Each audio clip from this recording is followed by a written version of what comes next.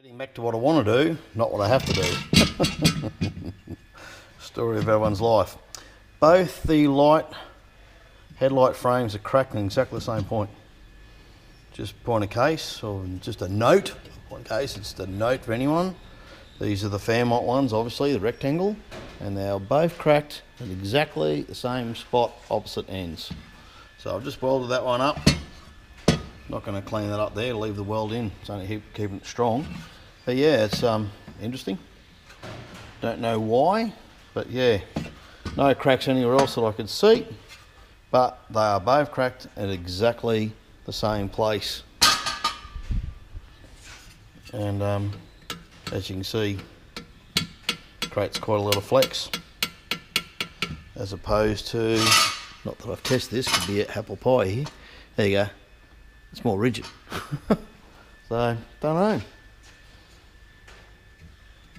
Anyway, we'll fix that now, clean these up, give them another paint. I was going to try and get away with not painting anymore, but no. Clean these up. I bought new globes to go on these. I was running 130s. Ooh, naughty. Apparently that's illegal. So I've gone back to a standard one, ADR approved, lower watts but higher output. To be honest with you, 130, you're pulling 260 watts on your high beams. That's a fair whack just for headlights. So even though I'm running relays, it's still a fair whack. And the globe, I don't know if it's here, it almost looks like they've got wire inside it, like they're really heavy. So, you know, that's the old school way of getting more bright lights, was relays and those things. For the new school way is more efficient globes. So that's what we're doing. Righto, let's talk about the XC for a bit. I'm going to go back to the territory today, but I want to do something I want to do. The territory's a have to, this is a want to. About to put these two pieces in and the clock. This is just like rocking horse poo, this particular piece, and no, it doesn't look real good, but the retro radio fascia covers all that, and they provide you a piece of the same texture, and it fits neatly into this cutout here, which is just fantastic. I am the world's stupidest man.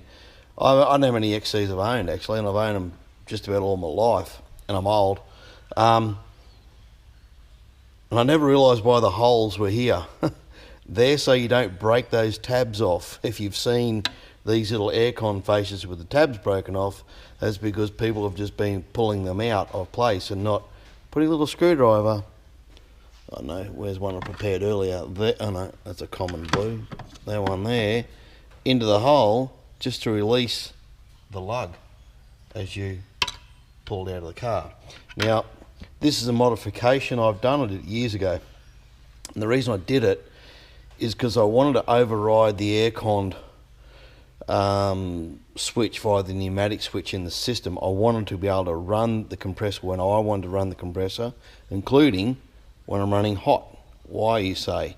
Like a modern car, the air conditioning compressor runs when you're demisting, because it dries the air out. So that's just a mod I did, and it's real simple. It just has the power supply going through it, so from the aircon to the aircon, bypassing the switch. The switch still works if this is off, I think. I can't remember now. It doesn't matter. Without this, just like a modern car, on, and that's just to an earth. So power from the aircon, power back to the aircon unit, earth.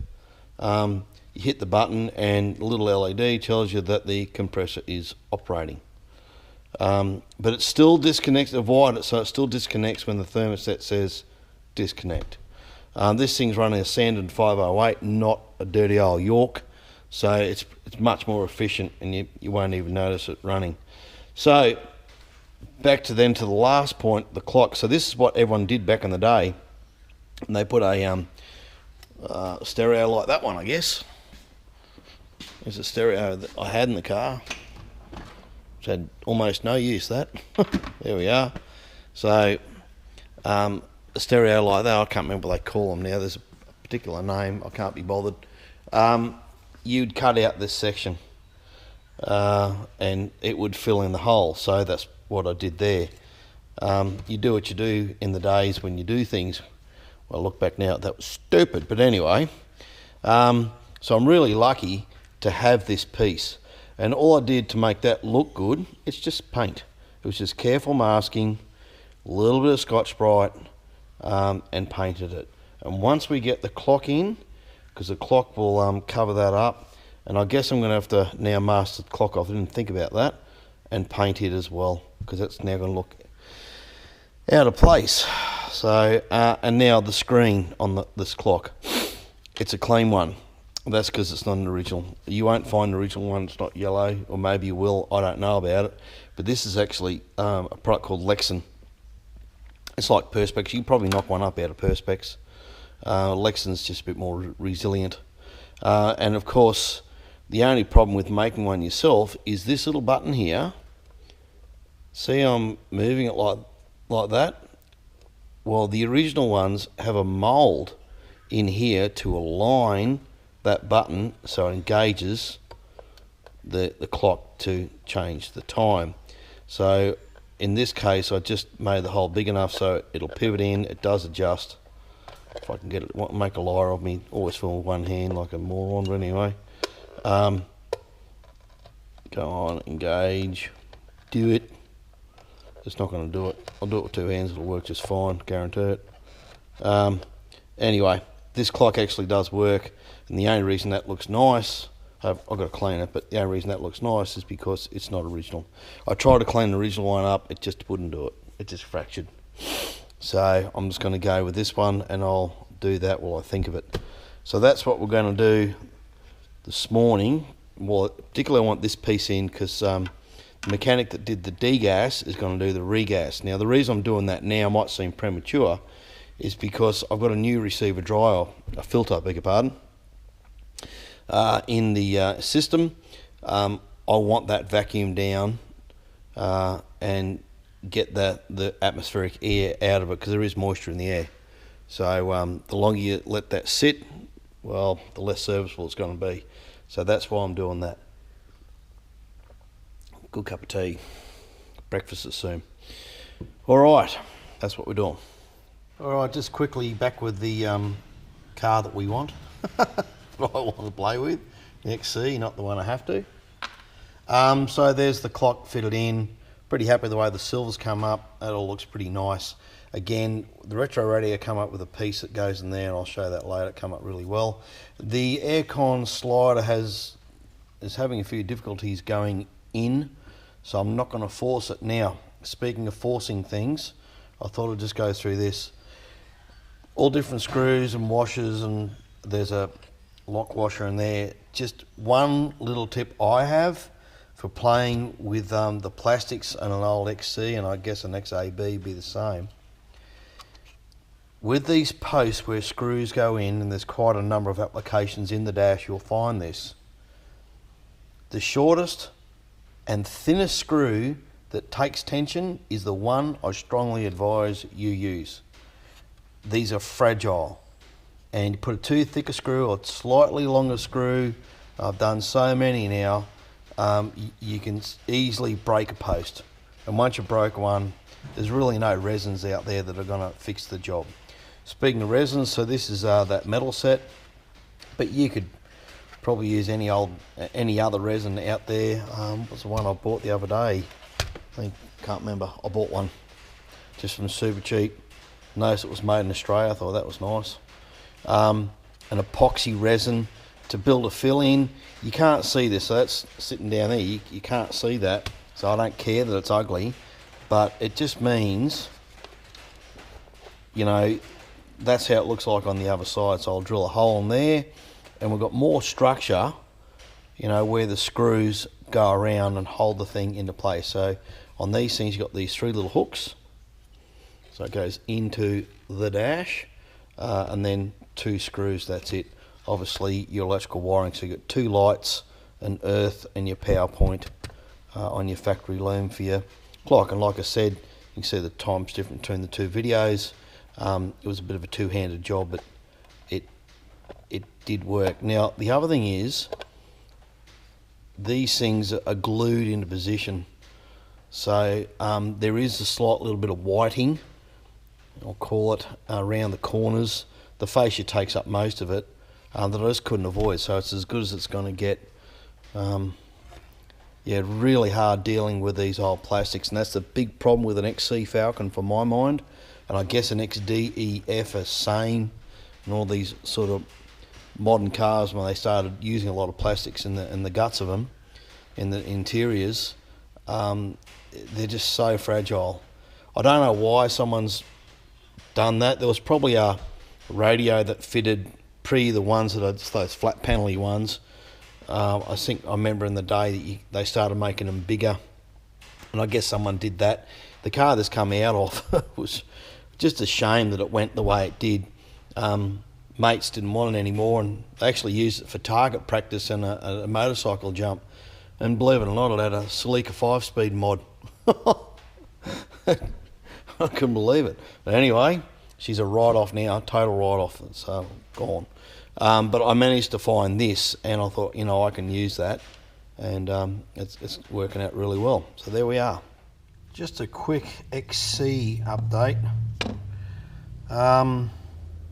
More of a warning than anything else. If you're playing with these side indicators, and I'm fairly certain XBs are the same, don't quote me, really lube up these little nuts on the studs. So I was taking this one off the other day, and it just literally tore out the bloody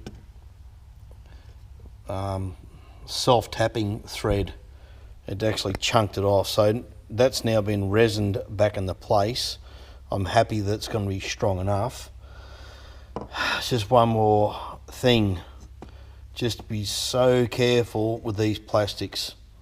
You can probably buy these particular units, but geez, it just gets endless to spend on the car. And tell you now, I believe we're at 50k, and I've done most of the work on this one. By the time we finish, it will be 50k. So that's doing the rush repairs myself, and all the fit work and the wiring and so on, and build of the engine, blah. So, mind you, I didn't need to spend what I spent on steering, but anyway, and just cleaned it up with some polish. Any good old polish, once it's a cleaner, restore or polish, you can use on plastics. It's the same as your headlights, really. You can use it to get that final gloss up. That's come up well. I've got one fitted up. As you can see, that one come up nice. So starting to get a few things finished on the car when time permits. We'll get this bloody lump out of the way. So Index XC video. Right, we're going to call that. That's not too bad. So still a couple little dents that were just too deep to pull out, but one down there is gone, and this was all really badly dented, this whole area. It's not too bad now, unless you're getting close up and examining it. When it's sitting on the car, I'm sure that's going to look just fine. So this one here is untouched. That's how it looked coming off the car. So yeah, I'm happy that's up to a standard that's well and truly good enough to put onto the car. I might just give it a quick polish with just normal polish, just to bring it up just a little bit more, but I think we'll call that. Otherwise, you're chasing diminishing returns. You are here forever, and my biggest problem with this whole build is time. It really is. Time is a bigger constraint to me than money. It really is. I just don't get time. So if I get something to a standard that, that looks pretty good. She was never going to be a show car, but gee, that's not that bad. And trying to find these bits in perfect condition, because these are stainless, it's really soft steel. So we'll call that. So what do we do there again? Sandpaper it. Started with 80. 60's too coarse, don't bother with 60, too damn coarse. 80 was enough that it got in. Then I went down to 400, 800, 2000, and then polished it. Oh, I don't know if you if you ever go to like your local hardware shop and you see these little junky sales, I think I got this kit for $10. I threw the polish in the bin, it was just garbage. But by wiping a bit of metal polish, and that was aluminium polish we saw there, yeah. Just aluminium polish, but you can get stainless. But a metal polish will do. Trust me, it'll work. I just wiped it into it and set this up so we're good to go. There we go. And just being really, really careful is how you make yourself a little buffer at home. So there we go. Not a bad result. We'll get it onto the car. Righto. XC eyebrow chrome.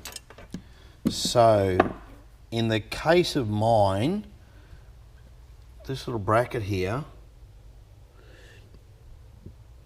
broke off, sorry, half its tab. So you can see it's got half, no half, and obviously it no longer does the job it's supposed to because it doesn't wedge in there. Now went down to Rare Spares. This is Speeds in Canberra actually, Mitchell, wherever they are, and into the Big Smoke today, and went in and had a look at what they've got, and these are for a XWY GT fairing. I actually wouldn't have a clue. However, this piece looked right. So I've been able to manipulate it. So we've cut, see it's got 2 layers here. 1, 2. I've cut the bottom of it out and just trimmed it up a little bit. And sure enough, it's nice and firm. It's going to do the job. So, and the symbol that goes in, the protruding bit with its shape is the same as the one that came off the XC. So I'll just go in a bit better detail how I've done this, but it works out all right. But at the end of the day, we're going to cut it down here and we're going to cut the bottom layer off. I mean, just press down on the little wing, if you will. It was a bit of a finicky thing, but hey, we got a solution because you can't buy these. Well, I can't find them, so they're only there as an example. And the cups look like they're exactly the same ones off the XC, and I am missing one off the right hand side anyway, so I might pull the panel back off, and when I pull my trim off now, I went and bought one of these kits off Evil Bay. I think it was $20 for a whole kit of this stuff, and just handy as for doing trim.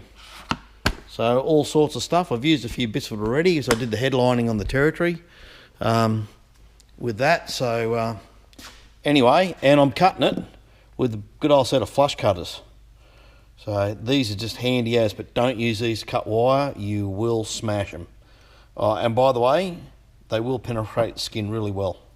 All right, just about run out of battery. But you got the idea. You can see what it looks like now with the surplus bits cut off. And I was going to go into the linisher and just grind a chamfer just on that edge and that edge, just to help it get into the slot, just a little bit. Really, you two? Seriously? It's winter. The sun goes down early. It's actually not dinner time. No, it's not. Hey? Roll. Yeah, good boy. All right, you big boob.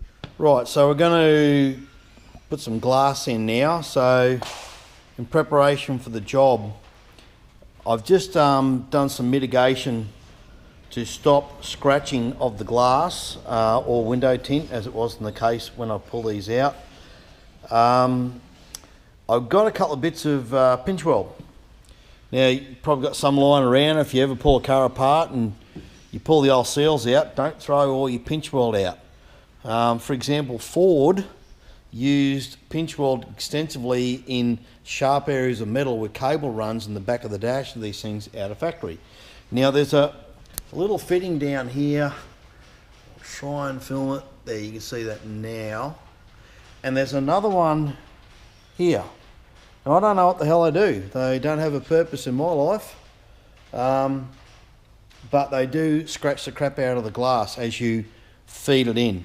So I've done that. You could use tape, you could use anything, and you can leave it there because to be frank, it doesn't do anything. I can't see how it affects anything. The glass won't hit it on its normal run. Yeah, it's just whatever. The other thing is, so put your little lugs into your metal rod first, so the glass will sit onto here. This is the driver. And when you put the glass in, it comes in at an angle. I can't film and do, but it comes in at an angle, goes into the Bailey channeling down there, and you should be able to just turn it in. From memory, I haven't done it in a few years, so if I get this wrong, I'll delete this tape. Righto, that worked exactly as I was hoping. So once I got it in, so I fed it into the front Bailey channeling and just tilted it down, and it just fed into the rear Bailey channeling. Holding it with one hand, getting the other hand down here, and just sort of getting in under the glass. I had the glass, no, that's where I had it. I clipped it in. You just push it in because the glass isn't going to go anywhere. It's in the channel. So once we've got one of these things popped in, you're pretty secure. The glass isn't going to drop on you. So the rear one is just a little awkward to get to, I suppose, but there we go. Long nose pliers, and it should be able, there we go, fed in. Now, hopefully, I'll be able to do the same at the front here. We might want to go to a bit more convenient position. There we go, electric windows, beautiful. And again, I'm hoping that because it's in the Bailey channeling, that we can just feed that in with the pliers. Oh, I filmed and did something. That's something new, there we go. So that one's in. So last but not least, the last little securing lug. So you need 10 of these all up. 3 for the front windows, 2 for the rears, 6 and 4 is 10. And again, just feed it in and just push it all the way home. Click and done. Right, shall we? Ooh, look at that. That's a rocket ship. Nothing wrong with that, Mum. Except the battery's probably going flat. No, that binded on something. Right, what did we get caught on? Okay, so that's why we do all this testing. So obviously it's got a little bit caught on the cords down in here. You can't see them, I appreciate that. So I'll do a bit more strapping, probably just around here. Just see, you can see where we hit that. Not sure where it actually hit. All the way down. Ah, yeah, I can see it. Okay, that's easy. I'll just strap that out of the way. It's just that little one there. I don't know if you can see that or not. That's all right.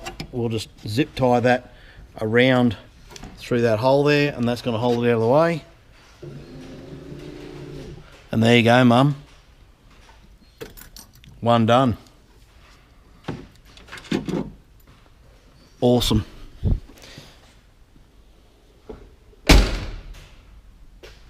Wow. Visual progress, it's the best. So, pretty happy with that. We'll just do the other bits of glass now. The only thing that's in our way at the moment is these rear quarters. So I've soaked these last night in the stuff that came from Rare Spares. This particular rubbers I've used this stuff on, I didn't even know it was in the container. I found it at the bottom of it in the big box I bought. So this is to preserve the rubber. You're never going to get to this again, so I've soaked these overnight as per the instructions. So this is the one that's in good nick. This is the left hand.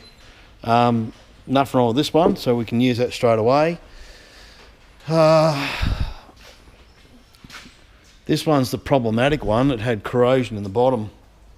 I cut that section out. I've treated it with corrosion, what do you call it, you know what I mean, inhibitor sealer. Now we can still use this because, like I said, this sits into the window in this direction. That's the outside sealing surface, and it's still okay. We can use that. I'll probably put a bit of sealant in the rough areas, but not much. And it'll still do its job. Not ideal, but like I said, they make these for XAs and Bs, but they don't have this curvature. That is an XC design, and I've not seen these for sale. So I could probably try and find one. I have put one of those, you know, has anyone got one for sale in one of the Facebook groups for these cars? Hopefully someone gets back to me, but if not, at a pinch, can I use this? Yes. Am I happy about it? No. But beggars can't be choosers. At the moment, I'm a beggar. So, like I said, this is just sitting at the bottom of the car. It's not doing anything. I'll probably run a beater sealant in here where the glass sits into it. But I may not, because there's really no need, because like I said, the sealing's all done out here. So we'll do this one last. So left-hand rear door is the last thing we're going to do. We'll go ahead and do the other 3 doors and see what happens. Okay, so there's the rear window in, a little quarter one, Bailey channeling done. It come up nice in the end. But there's a little problem here, and I'd imagine if you have an XC, you're also going to have this problem. So where the outer seal, I can't remember what they call that seal, and it's got a name, ends, and then this seal starts, there's a significant gap. Additionally, at the back of the door, there's another one. So I've just masked them off. I'm just going to fill them with body sealant. There's no other solution. And I have put body sealant in where my finger's running now, because it doesn't hold real tight there. This one does. This one squeezes nice like a seal and glass should, so I didn't put anything in there. You shouldn't have to. I'd rather not use body sealant if I can get away with it. I did run it in the bottom channel, but I may have to mask all this off later and put a bead, very thin bead, and inject it into there. I don't think so, but what I'd prefer to do is just fill it with lanolin as a water repellent, because it is sealed. If you imagine where the top of my hand is, down in that channel. So I did put body sealant in there. It's just a little thing. There's nothing you can do. It's the way they were made. As I keep saying, these cars look great, but they weren't built great. I'll go ahead and do that now. Then we're going to put this window in. It's come up nice. I end up pulling the tint off all the windows. Not going to bother trying to recycle a bit of tint. It's not worth the hassle. We'll just do a whole new job. So the glass looks really good, and this isn't the original glass, by the way. This is off my old Fairlane that I wrecked and built the one car up out of two 20-something years ago. So it's got a slight tint in it, and that's why it has a slight tint in it. I don't recall. I think I did it deliberately because the Fairlane had some tint in the glass, but the GXL was clear from memory. Anyway, mute point. Okay.